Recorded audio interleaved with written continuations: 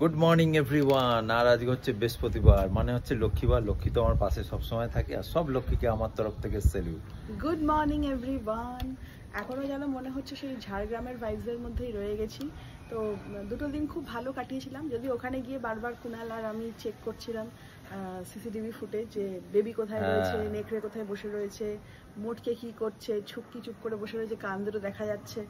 হ্যাঁ, আর যখন খুব কাছাকাছি চলে আসে ততক্ষণ মনে হচ্ছে কতক্ষণে বাড়ি যাবো আর বেবিকে দেখবো। আর ঠিক সিঁড়ি দিয়ে উঠছি আর বুঝে গেছে মা ওদের নিয়ে ঘরে শুয়েছিল, আমাদের ঘরে, কারণ ওরা তো এসি ছাড়া থাকতে পারে না, অভ্যস্ত ছোটবেলা থেকে।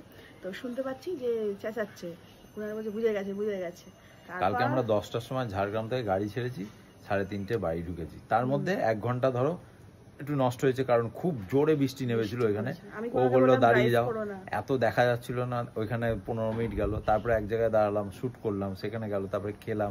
ওই তো এন্টায়ার 1 ঘন্টা আমাদের নষ্ট হয়েছে। কিন্তু আমি মানে গাড়ি টেনেও এসেছি এদের জন্য, খুব মজা হয়েছে। আর প্রচুর মাছ খেয়েছি। মানে আবার কালকে বাড়িতে আর মাছের প্রতি না ইয়ে হয়ে গেছে, আর মাছ খাওয়া খাইনি, কুনাল খেয়েছে। আমার মাছের প্রতি অত কোনোদিনই ইয়ে নেই। তবে হ্যাঁ, চিকেন পকোড়াগুলো খুব ভালো ছিল।